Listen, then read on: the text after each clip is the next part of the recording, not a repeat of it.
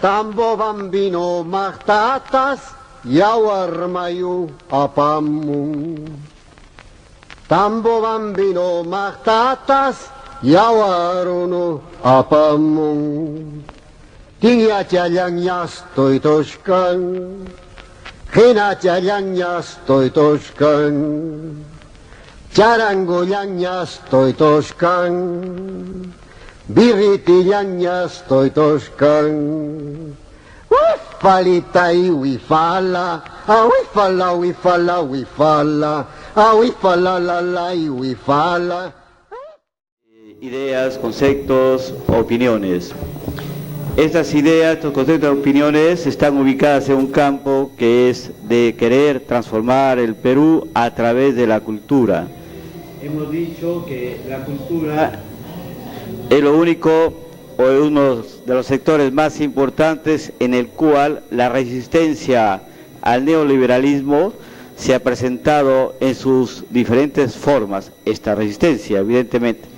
Hoy día, de manera particular, como cada miércoles siempre hay una particularidad, hoy día tenemos con nosotros alguien que ustedes los conocen, los que están viendo acá en el Perú y quizás en el exterior, a Jorge Rimarachín Cabrera. Vamos a hablar de él, algunas cosas sobre él y evidentemente sobre la cuestión política nacional. Vamos a hablar también sobre la institucionalidad en el Perú, que tanto nos causa problemas de reflexión y problemas prácticos. Vamos a hablar con él cuestiones también relativas a las formas de luchas actuales. La idea es un poco exprimir sus ideas, ¿no? Un poco te vamos a poner como un citrón para que la gente pueda tomar gota a gota lo que tú vayas a decir. No esté muy ácido, ¿no? ¿Vamos? No hay problema. Preséntate, Jorge, porque mucha gente te conoce que a partir del Congreso. Preséntate. Sí, bueno, mi nombre es Jorge Rimarachín Cabrera, soy sociólogo de profesión. Tengo terminado los estudios de una maestría en educación y también terminado los estudios de doctorado en salud pública, en medio ambiente y desarrollo sostenible, y la última que he hecho en el periodo de congresista de economía, porque creo que el político o el profesional nunca puede parar, debe seguir capacitándose y mucho más para entender cómo se maneja la economía del Perú, cómo se manejan las economías en el mundo, cuál es el modelo que realmente debería tener el modelo económico pertinente según las riquezas que tiene el Perú y las fuerzas productivas que siempre le han dado sostenibilidad a la economía peruana, para no dejarse guiar de los boom, de los momentos pasajeros que ha pasado el Perú, como la época del caucho, la época de los minerales en el tiempo de la colonia, la época del guano y el salitre en la guerra con Chile. En fin, han pasado buenas épocas de bonanza económica en el Perú y nunca se ha sabido aprovechar esos momentos para dar fortaleza a las fuerzas productivas sostenibles. Al final, el Perú continúa siendo un país que se sustenta en una economía eminentemente agropecuaria y también en una economía comercial e industrial artesanal, porque no tenemos una industria de alto nivel tecnológico como en otros países. Al final terminamos en eso, ¿no? Entonces, yo me he capacitado y mi labor política va a tono con mi labor profesional y mi labor de análisis, de entendimiento, para poder no equivocarnos cuando formulamos un plan de gobierno y para no equivocarnos cuando se tiene que formular políticas de Estado. Ojalá algún día que estemos en la conducción del Estado, en los vaivenes de la política, ¿no? Hablando de conducción del Estado, me has hecho recordar algo que hemos dicho aquí, que es lo siguiente, ¿no? Y que es una frase del sistema formativo en Francia, que es la formación a lo largo de la vida. Tú has hecho varias cosas, economía, salud, sociología, etcétera. Eso me lleva a decir la formación a lo largo de la vida. Multidisciplinaria. Multidisciplinaria. Pero en un plan de gobierno nuevo eso va a ser bien difícil, ¿no? No creo, porque fíjate, lo que hay que analizar en el manejo económico de nuestro país, del Perú, es sobre todo cómo se ha mantenido siempre, ¿no?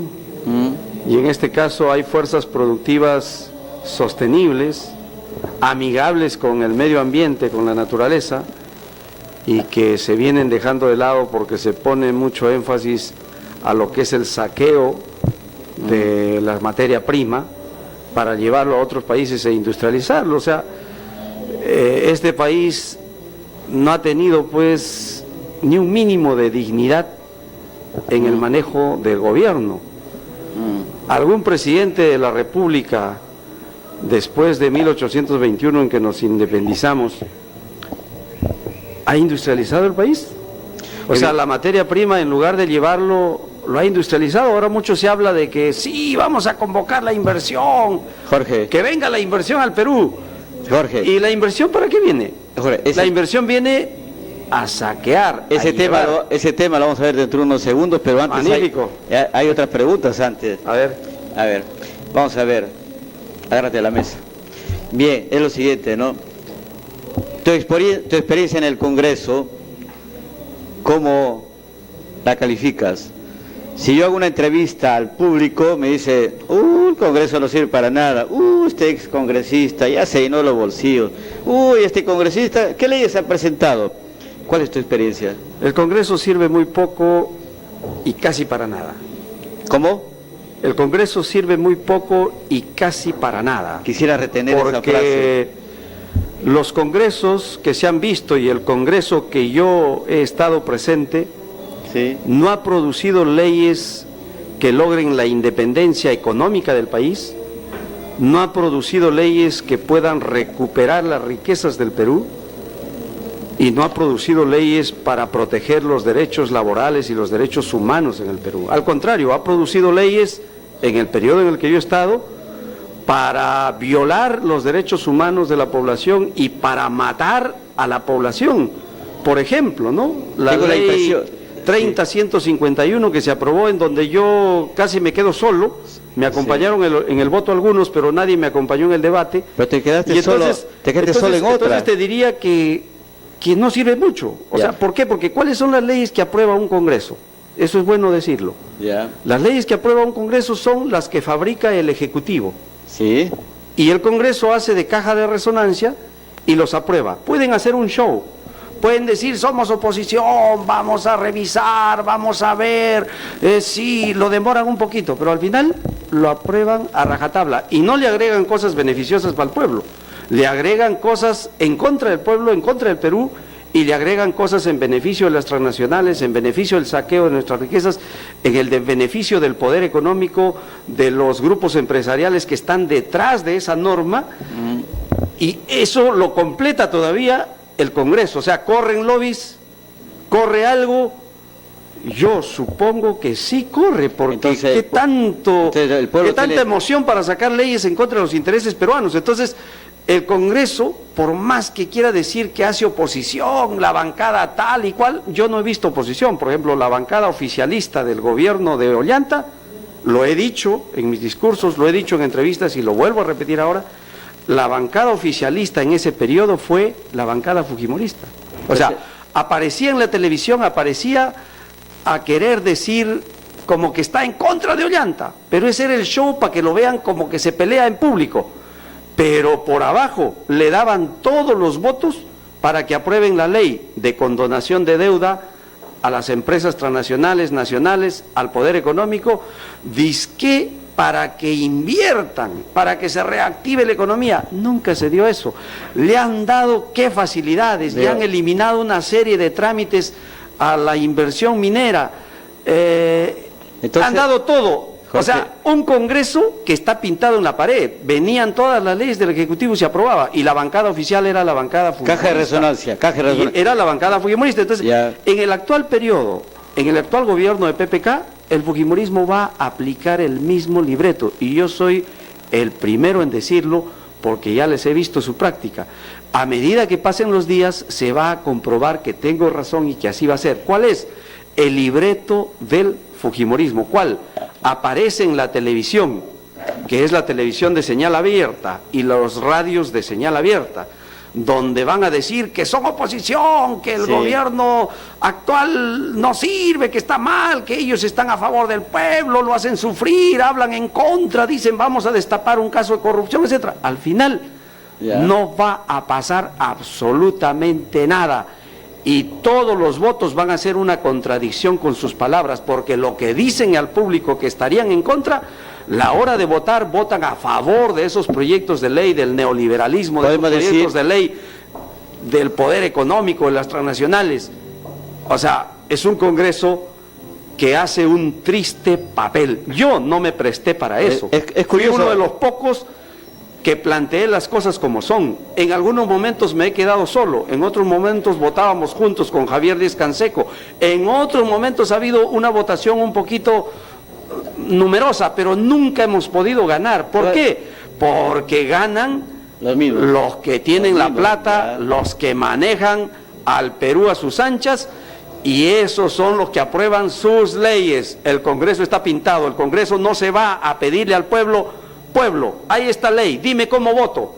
No, se irroga la representación del pueblo y nunca retorna a consultar una ley que va en contra de los intereses peruanos. Entonces, ¿ese Congreso ha cambiado? No ha cambiado, es el mismo. Van a hacer el show esta vez, van a hacer ese show.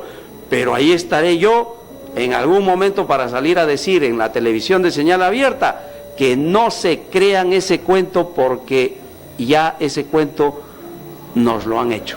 Que no se creen ese cuento porque ya nos han hecho. Mira, yo creo lo que dice el pueblo. Y lo que dice el pueblo es muy diferente cuando se dice hay espacios como el Congreso, ¿no es cierto? ¿Sabes a qué me refiero? Hay espacio en el Congreso, hay 20 congresistas, disque de izquierda. ¿Qué piensas de eso? Mira, los 20 congresistas del Frente Amplio son congresistas de una representación del pueblo legítima. Mi consejo y mi asesoramiento público a través de este medio, a los 20, ¿eh? a los 20, no a sus fracciones, a la bancada, 20, es para que se pongan al servicio del pueblo. Ya, bien difícil. O sea, Jorge Rimarachín solo en el Congreso estaba al lado de todas las luchas del pueblo peruano. Sí. Yo no necesitaba ser de Arequipa y estaba en Arequipa, no necesitaba ser de Pasco y estaba en Pasco. ¿Por qué? Estaba en Iquitos, en todos los lugares donde había conflicto. ¿Por qué? Porque tú tienes representación nacional.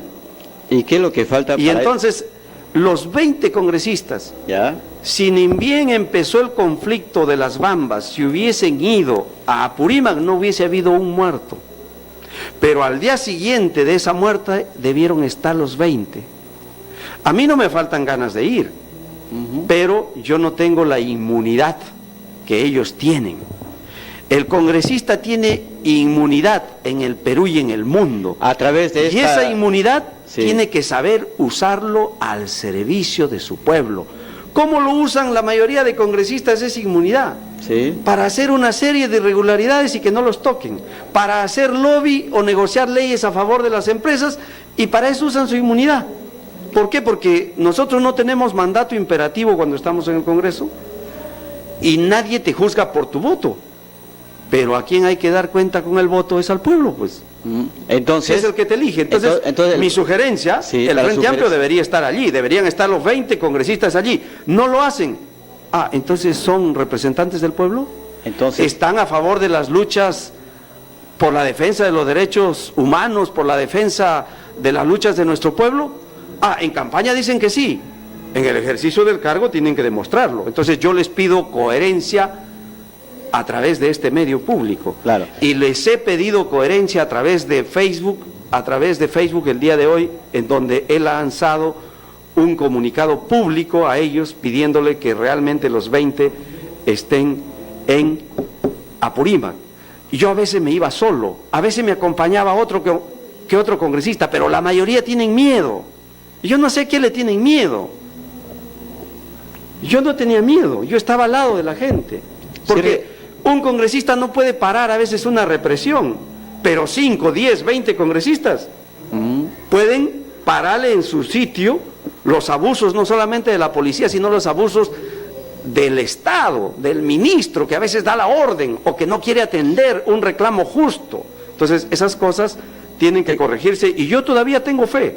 Yo espero que los 20 congresistas del Frente Amplio asuman el papel que dijeron que van a asumir en la campaña. Si no lo hacen, hay un llamado de Jorge, me daría mucha pena. Hay un llamado de Jorge Rimarachín a través de este medio de comunicación, y si nos están viendo en el exterior, creo que el amigo Brito en Italia nos está viendo y otros en París, Jorge Rimarachín acaba de hacer un llamado a algo que está en el debate hoy día y que debe centrarse en términos de unidad, de por qué los 20 representantes no están ahorita en las Bambas. No es solamente hacer una cartita desde Lima, sino ir a la tierra de Arguedas, de ir a Tambobamba, ¿no?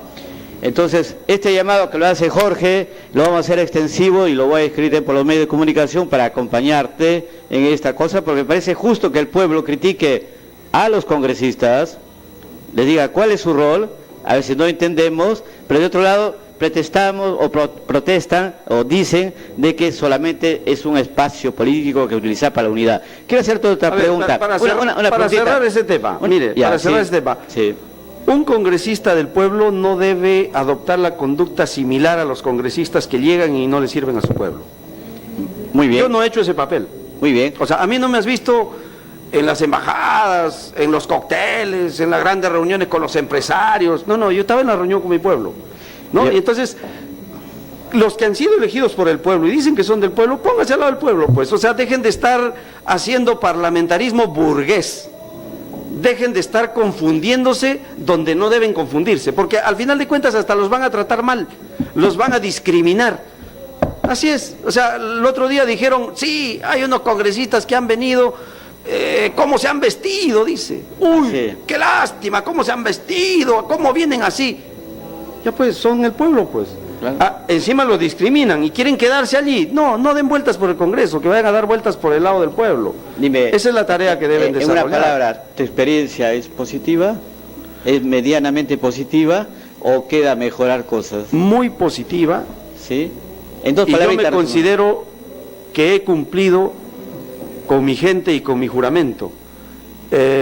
Nos ha faltado, sí, no he tenido apoyo de otros. ¿Qué dijiste en tu juramento? Bueno, yo juré por los ideales y la práctica política de Alfonso Barrantes. Ya. Juré por defensa del Cerro Quilich de Cajamarca. Ok. ¿Ya? Y juré porque no... y juré por la defensa y la protección de las rondas campesinas. Bien. Y lo he cumplido. Cuando quisieron sacar la palabra ronda campesina de la modificación del Código Penal, insistí porque no se haga, y al menos pasó el Congreso, pasé yo y no pasó nada, al menos los defendí, porque ya querían eliminarlo. En la defensa del medio ambiente he estado allí, no solo en Cajamarca, sino en varios lugares. Bien. Y en la práctica, en memoria de Alfonso Barrantes, nunca me he desligado del pueblo y tengo también el mismo olfato que tenía Alfonso Barrantes. Antes de hacer una pausa, quiero hacerte...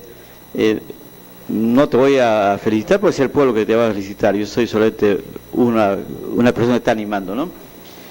El primer voto que hubo por el ejército, la invasión del ejército norteamericano aquí en nuestra tierra, fuiste el único que sacó una pancarta. La pancarta decía... Nunca voté yo a favor de... ¿qué decía la pancarta que sacaste? Decía... Si estuviera Grau vivo... claro, ¿ya? Si estuviera o sea, yo decía que Grau, Alfonso Ugarte y Bolognesi los juzguen. O sea, de lo que estaban entregando el mar peruano a Chile. Y fuiste el único que votó contra... Voté en contra de ese fallo de la Corte Internacional de la Haya. Mira, como todo canal, hace siempre una pausa. Vamos a seguir con la tradición de la pausa por unos medio minuto. ¿Te va?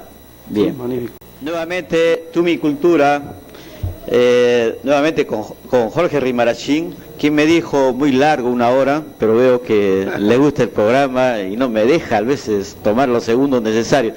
Voy a hacer las preguntas más cortas todavía, ¿no? Dime, la experiencia de Cajamarca como forma de gobierno, ¿cuál es tu síntesis? Mira, creo que es un ejemplo. Hay experiencias de gobiernos como gobiernos locales, por ejemplo en Anta, en Cusco, donde fue muy valorado por la participación ciudadana. Luego viene la experiencia de Cajamarca en un gobierno regional donde un dirigente, un líder como Gregorio Santos, asume el gobierno y se pone al servicio de la población. Él no ha dejado su mística de seguir organizando las rondas, de contactarse con la población, y a donde los presupuestos le alcanzaban, llevaba las obras, y donde no le alcanzaban, él no se corría. Y la gente lo entiende, porque no hay plata para hacer obras en todos los distritos, en todos los lugares, entonces es entendible. Y eso no lo ha hecho ningún otro gobernante regional, ni ningún alcalde, o sea, el acercarse a decirle la verdad a la gente, ¿no? Entonces, ahí hay un mérito. Entonces, él está en un constante contacto con la población, y esa es una característica importante, o sea, ahí está el valor por el que él fue reelegido. Claro. Ese es uno. También el otro punto por el que fue reelegido, y también implica una experiencia de gobierno exitosa, es que la población en poco tiempo logra un desarrollo político de nivel. O sea, en Cajamarca, por ejemplo, siempre elegían autoridades apristas, como en mi y era pueblo muy mexicano. difícil ganarle al APRA. Y la gente hacía una broma, decía, el APRA pone a un burro y lo eligen de alcalde, decían. Entonces, o sea, porque era un logro que ellos tenían, una conexión con la población, pero que la fueron perdiendo, y entonces la gente ha madurado y ya no retrocede. La gente elige ahora líderes que defienden el agua, el medio ambiente, y que quieren una economía sostenible. Y ese nivel de madurez política se ha logrado en la población. O sea, Gregorio Santos no es el cuco. O sea, él como presidente regional, el gobierno y el sistema dijo, lo metemos preso y se acabó. Con eso ya no hay protestas, y con eso empezamos a invadir Cajamarca y que vaya el proyecto Conga. Y se equivocaron, porque hay miles de Goyos. O sea, no es el problema de Goyo. ¿Puede él ser reemplazado por otro dirigente? Sí. El actual presidente regional lo hace muy bien, y es un líder también rondero. Va a surgir otro líder, surge, o sea, salen más liderazgos, y miles de pobladores asumen ya una posición política. Entonces, es muy difícil de que eso cambie. Muy bien. ¿Por qué? Porque ahora que hay internet, toda la gente se da cuenta que esas ideas políticas de defensa del medio ambiente, de defensa del agua, de defensa de los derechos humanos, de la autonomía de las comunidades campesinas, indígenas, esas ideas están en el mundo de boga. Claro. Entonces, saben que es una moda, una novedad, y es una práctica creciente la defensa del medio ambiente y de nuestras aguas en el planeta Tierra. Entonces, la gente dice, estamos en lo cierto, o sea, estamos igual que en Europa, estamos igual que cualquier civilización del mundo que defiende esto, entonces no estamos mal. De allí para que retrocedan, no van a retroceder, o sea, han querido ganarle la presidencia del gobierno regional llevando regalos, metiéndose a los medios de comunicación, haciendo propaganda en contra de Gregorio Santos, de la lucha del pueblo, y no han podido. Y no podrán. ¿Por qué? Porque ese nivel de madurez ha alcanzado ya su mayoría de edad. O sea, ya es una práctica de un trabajo social de años, y que se ha expresado ahora y que va a durar mucho tiempo. O sea, al contrario, Cajamarca está influenciando a que asuman ese tipo de prácticas otros movimientos sociales, como el movimiento de Arequipa, como el movimiento de Puno, en defensa también del medio ambiente, y como el movimiento de Iquitos, el movimiento popular en Huancabamba, en Piura, es decir, se repite en varios lugares del Perú. Entonces, eso indica que esa práctica va a ser exitosa en los próximos años y un próximo gobierno nacional será conducido por esas ideas, le duela a quien le duela y por más que quieran evitarlo. Esa es una tendencia que se viene, me parece... y en esta etapa Gregorio Santos es el líder y ahí estamos acompañándolo, no solamente mi persona, sino un equipo de gente con formación profesional y con mucha madurez en los política. organismos de cifras, INEI, etcétera, se nos dice, Cajamarca, último, el primero en miseria se dice, ¿no es cierto? El primero en pobreza. En pobreza se dice, ¿no? Y dicen, la culpa es del gobierno regional. La culpa del gobierno regional. Pero yo quisiera que tú le digas al público 3, 4 medidas, logros del gobierno regional. No, pero primero hay que aclarar que antes que entre la minera Yanacocha, el extractivismo minero a Cajamarca, claro, conocemos el desastre que hubo. Las estadísticas daban a Cajamarca como el 4º departamento más pobre del Perú. Se supone que con 20 años de Yanacocha, la primera minera de oro de América del Sur, la Newmont, alta tecnología de punta y muchas riquezas y aporte significativo al Producto Bruto Interno del Perú, se supone pues que Cajamarca no debería haber pobres, con semejante riqueza que están sacando. Cajamarca debería tener los primeros niveles de desarrollo y tener todos los servicios ok. Ya, vamos a ver y ahora... resulta de que no fue así. Claro. O sea, pasan 20 años de Yanacocha y Cajamarca, en lugar de progresar, retrocede. O sea, pasa a ser el primer departamento más pobre del Perú. Entonces, ¿qué significa? Que ese modelo económico extractivista saqueador no genera desarrollo, no genera felicidad, alegría, genera pobreza, ausencia de cosas. ¿Y quién se lleva todo? La Newmont, Roque Benavides, el Fondo Monetario Internacional, que participa con un porcentaje también en esta minera. Entonces ellos se llevan todo. ¿Y con qué se queda el Perú? Con la pobreza. Entonces ese modelo es el que ha fracasado en Cajamarca. Ya. Es el modelo el que ha fracasado, pero te olvidaste de un dato bien simple. El oro subió su precio, ahora ha bajado su precio. Sube o baja el oro, se siguen llevando ellos la riqueza, ¿no? Sube o baja, no puedo dejar de decir lo siguiente. Mira, la cobardía de Ollanta. Yo fui el primero en calificarlo traidor a Ollanta y me puse al lado del pueblo de Cajamarca, y Cajamarca fue el pueblo que le sacó la careta a Ollanta y le aclaró al pueblo que él era un enemigo del pueblo que lo había elegido. La cobardía de no crear el impuesto a la sobreganancia minera. Claro, nos dan un poco. Y que lo habíamos ofrecido en campaña. Claro. O sea, ¿cuánto cuesta un gramo de oro el costo de producción en el Perú? El gramo de oro... 1.500 estaba, ¿no? La onza de oro, perdón. Sí. La onza de oro tiene un costo de $200 en el Perú, pagando sus impuestos y todo, un promedio. Que hace más o menos, ¿ya?, 800 soles. ¿Y a cómo lo venden una onza de oro en el mundo los de Yanacocha?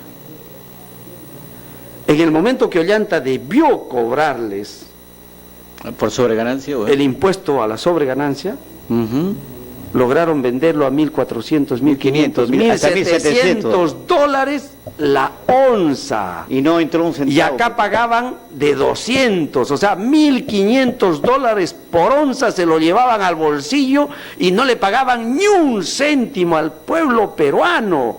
El gran militar Ollanta, el que se levantó en Locumba, resultó ser un soldado de papel, un pobre cobarde. Y entonces pasó nuestra oportunidad de corregir, de tener dinero fresco para hacer obras, para hacer desarrollo en el Perú. No. ¿Qué le dieron a él? Algún día se sabrá. Pero yo me puse al lado de la población. Y entonces, ahora ha bajado, pero no ha bajado mucho. ¿A cómo están vendiendo actualmente la onza de oro al mundo? Creo que está 1.300. en 1.300. Ya, pone 1.200. están pagando de 200 y $1000 por onza se siguen metiendo al bolsillo en Cajamarca y en todos los lugares del Perú donde sacan oro. Y alguien dice algo, el Congreso de la República dice algo, algún partido político que tiene representación en el Congreso dice algo, algún presidente de la República, algún ministro o algún expresidente dice algo sobre este tema. No, está prohibido hablar sobre este tema en la televisión, no te preguntan, y si tú hablas te cortan. O sea, no. ¿Qué significa? Que siguen saqueando el Perú. Entonces, ¿los gobiernos a quiénes responden? A esos intereses. ¿Hay que cambiar eso? Por supuesto que hay que cambiar. Y eso es solo un punto. Analicemos la pesca. Igual. Su madre. Analicemos la madera. Analicemos el petróleo, el gas, la plata, el cobre, el zinc. Y los minerales raros que llevan y que no pagan ni un céntimo. Cuando hubo, por ejemplo, el derrame de mercurio en Choropampa, Cajamarca, el año 2000, se comprobó algo, que no era que Yanacocha subía mercurio para trabajar el oro, sino era que Yanacocha estaba bajando mercurio de lo que ellos producían mercurio para venderlo. Y pagaron algo por eso, nunca pagaron ni un céntimo. Yo estas cosas lo he dicho en el Congreso de la República y nunca te hacen caso, pasa desapercibido porque ni la televisión te lo difunde. Y nunca quieren investigar nada. Yo he denunciado a Yanacocha a la Comisión de Fiscalización del Congreso de la República para que lo investiguen de una defraudación tributaria. No pagó impuestos Yanacocha el 2013, 2014 y 2015 y no va a pagar el 2016. Con el nuevo gobierno, ¿eh? No pagan, se han declarado en pérdidas el 2013, en pérdidas el 2014, en pérdidas el 2015. Lo hemos denunciado, ha salido un libro de Raúl Wiener sobre este tema. Hace unos meses, el año pasado. Lo he presentado en el Congreso. Y los partidos políticos que dicen que defienden al pueblo, que quieren el desarrollo para el Perú, han investigado, han sancionado, han hecho que pague esos impuestos Yanacocha. No, no lo han investigado. ¿A quién querían investigarlo y sancionarlo? Era Jorge Rimarachín. O sea, el mundo al revés. Ahora pero esas cosas van a cambiar. Jorge, voy a tener que pedirte la palabra ahora, ¿no? No, disculpa. Bueno, mira, yo quisiera que tú nos hables, ya nos hablas del resto. Hay algunas cosas muy oscuras en nuestro vivir, ¿no? Con un Estado irresponsable realmente, sometido al capital, lo sabemos, ¿no? Es que tenemos una precisión sobre el oro declarado que sale del Perú y el oro no declarado que sale del Perú. Te cuento una broma. A ver. Por ejemplo, cuéntanos. La barra de oro, sí, que le llaman la barra de doré. ¿Ya? Ellos, por decir, te pueden declarar que tiene 40% de oro, sí, y 60% de plata. Y sobre eso pagan sus impuestos porque ellos así lo declaran. ¿Y se lo llevan? El Ministerio de Energía y Minas, el gobierno del Estado peruano, no pone su lupa y no hace un análisis de cuánto es el porcentaje de esa barra de oro. No sabemos. ¿Qué tal si es al revés? No sabe cuánto oro llevamos. Se sale. O sea, ¿qué tal si es al revés? Están llevando 60 o 70% de oro en esa barra, pero sin embargo están declarando 20, 30%. Te engañan, sí, en tus narices. Eso. Entonces, mi paso por el Congreso ha sido para indignarme más. Ya, mis estudios de economía han sido para indignarme más. ¿Qué vamos a hacer? Indignados nos dedicamos a hacer solo oposición, a criticar y a criticar. No. Indignados nos vamos a dedicar a hacer gobierno para corregir todo eso. Ser gobierno y tener proyectos, ¿no es cierto? Tenemos los proyectos, tenemos plan de gobierno, estrategia. Tenemos todas las herramientas necesarias, nos falta el otro aspecto. No, si corregimos eso, el Perú, no habría inseguridad ciudadana en el Perú. Habría chamba para millones de jóvenes que en Lima no tienen chamba. Eso son para los últimos 5 minutos, seguridad. Tendríamos la pregunta es la siguiente. Solucionado muchos problemas. La pregunta es la siguiente. Jorge Rimarachín ha sido a La Oroya. A La Oroya sí ha ido. Sí ha sido, ¿no? Sí, sí ha ido. ¿Cuál es tu análisis? Creo que los esfuerzos que han hecho allí, porque hubo un primer esfuerzo para poner en en la chimenea gigante que tienen allí algunos filtros, porque el plomo contamina directamente a la población que vive allí, no solo a los trabajadores, sino a toda la población. Nunca el Estado pudo hacer que eso se modernice. Actualmente la gente reclama que haya trabajo, etcétera. El Estado lo que tiene que hacer es garantizar inversión, ya sea externa o inversión del Estado, pero con última tecnología, para que no haya esa contaminación de plomo a la población circundante. Eso es lo que tiene que hacer. Hay, por supuesto que hay refinerías, son costosas, se invierte, van a reducir sus ganancias, que la reduzcan, pues, que no se pasen, pues, claro, no, en el oro llevan una ganancia sobre los 1000%, o sea, ya no te pases, pues. Ya. Entonces acá igual. Cerro Pasco hay 2000 niños contaminados y la población contaminada. No solo allí, se encontraron 40 y tantos niños en Hualgayoc, Cajamarca, contaminados con plomo. Y si analizamos a esa población, y allí no hay refinería.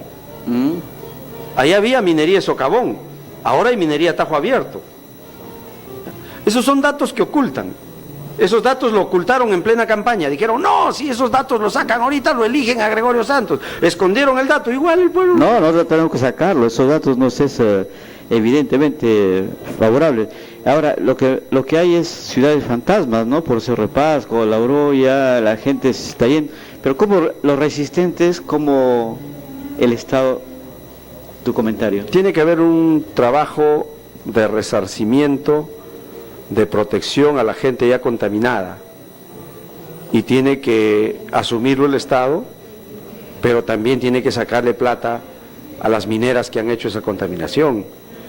Y algo más, debería a los gobernantes que permitieron eso sancionárselos, porque una cosa es que te pongas a curar todos los males que dejaron otros.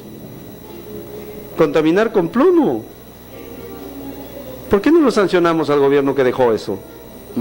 No, nos dirán, no, es que la economía se mejoraba. Pero si nunca hicieron esas exigencias, ¿qué creen? ¿Que el Perú es su chacra? ¿Qué creen? ¿Que acá vienen a llevarse los minerales y las riquezas así, por así? ¿Y el gobernante, para qué es nuestro gobernante? Para que haga aplausos al saqueo y gane su parte a su bolsillo. No queremos ese tipo de gobernantes. Vamos a dejar al público que haga un poquito de reflexión, 30 segundos más o menos, y volvemos. ¿Te parece? Bien, corte. Solo el ocioso no trabajaría, porque habría trabajo para todos. Ahora no, ahora trabajo falta. Porque claro, ya pues, la minería, por ejemplo, la gran minería, cubre el 1% de la población económicamente activa del Perú. Claro, te dicen, no, pero compensa con el Producto Bruto Interno. Yo estudié, aportaba el 7% del Producto Interno. Hicimos los reclamos y corrigieron una fórmula con el INEI para decir que aporta el 14% ahora, ¿no? Pero bueno, lo cierto es que hay sectores que te aportan el 30%, 14%, y que están descuidados. Creo que si se hace un plan de gobierno, y sobre todo si se ejecutan políticas con interés nacional, en el que las riquezas del Perú vuelvan a patrimonio del Estado. Actualmente, esto es una broma de mal gusto que voy a decir al pueblo peruano. Bien. El oro, la plata, el cobre, el zinc del Perú ya no le pertenecen al Perú. Están concesionados. Ya no puedes ponerlo en el marguesí de bienes del Estado peruano. Ahora están en el marguesí de bienes de las empresas transnacionales, del poder económico, de los que lograron una concesión. ¿Y cuánto pagan por año por tener esa concesión? Pagan una ridiculez por hectárea. Y el Estado les ha dado no sé cuánto tiempo que ni siquiera usufructúan esos minerales, o sea, los tienen allí. Entonces, El Estado peruano, si rescatara eso sin que se explote, una vez en el Marquesí de Bienes e identificado la cantidad de toneladas de mineral ABCD que tenemos, tiene para sacar préstamos internacionales o para meterlos en el mercado del mundo sin explotarlos. Y si lo explotaríamos y el Perú industrializaría la materia prima en productos finales, no solo tendríamos aporte del Estado para esa industria, sino que vengan las inversiones del mundo, pero no a saquearnos, sino a transformar los productos acá. Habría chamba del oro nomás. Si lograríamos una industria artesanal de objetos de oro para uso personal, bien, inundaríamos al mundo con sortijas, anillos, cadenas y aretes de oro, daríamos trabajo a millones de personas y todos vivirían bien. Y si entramos a producir celulares donde también tienen oro, estos celulares tienen oro, porque el oro es el mejor conductor. Entonces, ¿se imaginan? No necesitaríamos destruir tantos cerros, con poco industrializaríamos, pero bueno, nadie se ha preocupado de eso, ¿no? O sea, la red eléctrica que se tiene en el Perú con cables, ningún cable es producido por el Perú. Sin embargo, el Perú produce cobre. O sea, ¡qué vergüenza! Expresidente de ayer, de antes de ayer, oye, qué vergüenza. Ningún expresidente, nadie hizo industrialización del cobre en el Perú. Jorge. Este gobierno ha ofrecido hacerlo. Bienvenido, que lo haga. Jorge. Ojalá. Ya. Porque mira, una cosa es ofrecer y otra cosa es hacer. Puedes mencionar. Pero si se industrializara más cosas en el Perú, si industrializáramos el agro, si se daría apoyo del Estado y se convocaría inversionistas para producir kiwicha, quinoa orgánica, producir productos orgánicos para el mundo, transformarlos, industrializarlos, por favor, en el Perú hace falta un gobernante con una visión de estadista y con una visión a futuro. El Perú tiene garantizada su economía allí por miles de años por delante y no tendríamos que pedirle nada a nadie. Nosotros no estaríamos haciendo préstamos como este gobierno pretende hacer. Nosotros seríamos los prestamistas. Claro, vamos a ver una cosa, que el crecimiento... ¿Qué? ¿Acaso Japón no lo ha logrado? Sí. Japón fue el primer deudor del mundo después de la Segunda Guerra Mundial. Actualmente, el día de hoy, Japón es el primer acreedor del mundo y es dueño de muchas industrias en el mundo y ellos ni siquiera quieren que se difunda y no tienen ejército. Bien. Pero acá, Estados Unidos ahora es el primer deudor del mundo, pero aún mantiene su economía, su dominio a través de sus guerras. Ese es otro tema que debe discutirse. Bien. La economía norteamericana se basa en las guerras. Hay guerra y su economía empieza a dar vuelta y todos sus habitantes están tranquilos y felices. Si no hay guerra, se mueren, entran en crisis económica. O sea, ¿esa economía es la que tenemos que copiar? No, no creo. Estamos de acuerdo, solamente hay unas cuestiones a veces de tiempo, faltan muchas preguntas. Primera cuestión, el crecimiento en el Perú está endeudado por 30 años, 50 años, con las concesiones que tú estás diciendo, y prevén que en el 2030, ya estamos ya hipotecados, solo podemos alcanzar 2.3, ¿no?, de crecimiento en el 2030. O sea, está programado para ellos todo lo que va a pasar más adelante porque estamos endeudados, estamos hipotecados. Entonces, te iba a hacer una pregunta un poco inocentona. Soy inocente a veces, ¿no? ¿Puedes darme 10 productos peruanos? ¿Puedes mencionar 10 productos peruanos? ¿Puedes? Claro. ¿Cuáles? No en agricultura, la quinoa, la papa, no, eso ya sabemos, maíz, etcétera. Bueno, pero tenemos que empezar por ahí, ¿no? Nuestros productos que produzca el Perú con papa, valor agregado, No, pues no tienen valor agregado. Papa, ya. Frijoles de todo tipo, oca, oyuco, ya. Camote, ya. Tienes la mashua, tienes la quinoa, la kiwicha, tienes en las hierbas, por ejemplo, el atago, que es superior en proteínas y en todo lo que es el aporte de fierro al organismo, superior a las espinacas de Popeye, y que por ahí se desperdician, y tienes infinidad. Ponle todas las hierbas aromáticas del Perú que son buenas para todo, y así tenemos una maravilla. En la selva peruana tenemos una maravilla. Están investigando las hierbas, algún día tendrá que investigarse a los pajaritos, tenemos productos a los animales, que no solamente aportan de nutrientes, sino que también curan al ser humano. O sea, hay conocimientos, hay productos, yo te he hecho la pregunta, hay infinidad de variedades, claro. La riqueza de la biodiversidad en el Perú es otro potencial. ¡Qué vergüenza, exgobernantes! ¿Alguno de ustedes puede cobrar la deuda del país que se llevó la uña de gato? Claro. Europa podría pagarnos la deuda que tiene con el Perú del árbol de la quinoa, o algunos le decían el árbol de la quina, y que curó muchas enfermedades en Europa. Podríamos cobrar la papa que se fue a Europa y que ahora hay países paperos y que no nos pagaron ni un céntimo.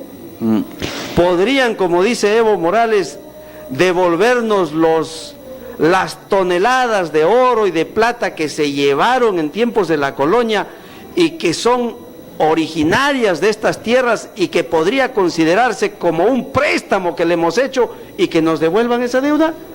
Necesitamos un gobierno patriótico en el Perú y en todo Latinoamérica, y ese día va a llegar, porque a nosotros por 2 centavos que nos han prestado dicen la deuda externa, vienen a manejar tu economía y te tienen ahí del cuello, y apenas crece el Perú. ¿Para quién crees que son las reservas que ahora tiene el Perú? Yo sí lo sé. ¿Son para el pueblo peruano? Apenas empiece una crisis en Estados Unidos o en Europa, esas reservas del Perú van a irse para afuera. Claro.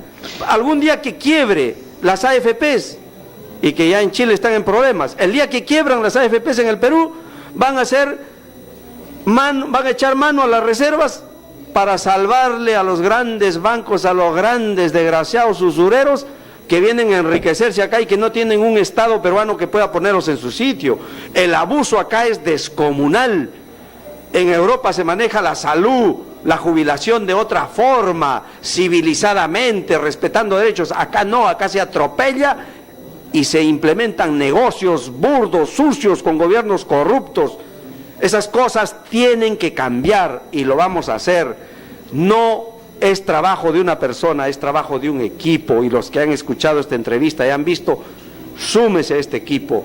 Vamos a transformar este Perú con un equipo grande alrededor del esfuerzo y del liderazgo de este tiempo de Gregorio Santos. La pregunta era para decirte de que no solo de piedras, vendiendo piedras va a el Perú, por eso decía 10 productos y han salido rápido los 10 preguntas. Han salido hartísimos. La otra cosa que quisiera que se sepa es de que yo no conozco dentro de los 10 países más desarrollados que vendan piedras. Ningún país moderno ha alcanzado su desarrollo vendiendo piedras. Los grandes, los grandes intelectuales que han hablado en estas campañas electorales. Sí. Mira, ¿sabes cuál fue la peor vergüenza que yo siento como peruano y que ningún comunicador social, ningún escritor, articulista, periodista, analista lo ha dicho? Yo lo voy a decir, porque a mí no se me puede pasar por alto. Te escucho, bien si lo dices acá, mejor todavía. En esta campaña última, la CONFIEP organizó un debate entre los congresistas, entre los candidatos, y era el tema económico. En ese debate, los candidatos que se presentaron no hablaron nada de la economía del Perú. Exacto. Y sin embargo fue difundido. Yo no escuché que hablaron del oro, la plata, el cobre, el zinc. Yo no escuché que hablaron de la pesca, que hablaron del gas, del petróleo, de la madera. No se pasen, pues. O sea, nos engañaron. Y es que realmente la economía del Perú, las riquezas, lo tienen otros. Vamos a luchar por rescatar las riquezas del Perú para los peruanos. Y en esa obra convocamos el concurso, el esfuerzo, el apoyo de todos. sin distinción política ni religiosa, que vengan acá los que tengan la ideología que tengan. El objetivo es rescatar las riquezas para que lo disfruten los peruanos. Y ese será un gobierno exitoso. Hacer un Perú. Mira, el tiempo nos avanza, pero yo creo que tenemos cita, ¿no? La cita es el 20 de noviembre, manifestar nuestro rechazo a la venida de Obama, en el cual el Perú se va a hipotecar, va a someterse a los tratados internacionales, como es el TPP. ¿No es cierto? Estaremos en esta lucha. Tenía bastantes preguntas que hacerte, pero será para dentro de un mes, más o menos, te vamos a volver a invitar con unos panelistas, con mucho gusto, etcétera, y tú podrás venir. Bien, Jorge, espero que el pueblo te haya comprendido en esta vez, ya no diga que eres un congresista más, el congresista que no hizo nada, que se robó, etcétera. Quiero saludar ante el público esa actitud que tuviste como único congresista que se opuso al ejército norteamericano a penetrar nuestro territorio. Fue un ejemplo muy patriota el tuyo, muy soberano, y quería eso saludarlo públicamente. ¿Algunas palabritas para despedirnos? Sí, para despedirme. Yo soy un ciudadano común y corriente, como cualquiera de nosotros. No porque ocupes un cargo vas a ser más, y no porque tengas un título más, un estudio, un posgrado más, eres superior, no. A veces, por más que pasemos posgrados, aprendemos de aquella persona mal llamada analfabeta, que tiene otros códigos, otra comunicación, otra cultura, aprendemos cosas maravillosas, resultan siendo nuestros maestros. De modo que mientras más conozcas, hay que ser más humildes, y el compromiso con el pueblo tiene que reforzarse, y no puede ser un compromiso individual, hay que comprometer a ese compromiso a más gente. Los que compiten en las elecciones para administrar el Estado son muy pocos.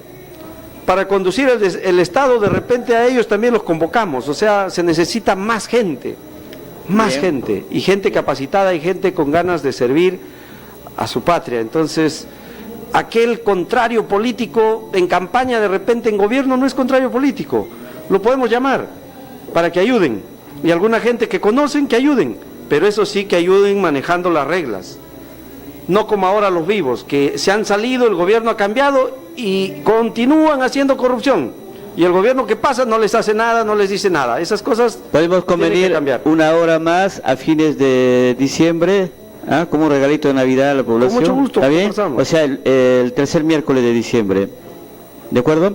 Por ahora sabemos que hay una campaña de Goyo por las firmas. Por favor, vean sobre las redes de lo que se trata. Es para justamente adherir al proyecto nuevo de un nuevo Perú, recuperar el Perú. Adhesión a las firmas que se termina el 20 de diciembre. Hasta pronto, el próximo miércoles tenemos aquí en este canal a los compañeros de Cerro de Pasco, que vendrán directamente una delegación para abordar el caso de este pueblo dentro de un espíritu de forjar una nueva cultura, tanto en medicina, en salud y en otros sectores, como es el derecho internacional. Muchas gracias, Jorge, y hasta pronto. Gracias, un abrazo a todos. Tambo bambino magtatas, yawarmayu apamu. Tambo bambino magtatas, yawaruno apamu. Tinya chalang yastoy toshkan. Hina stoy toshkan, charangoyanya stoy toshkan, biritiñanya stoy toshkan, palita y wifala.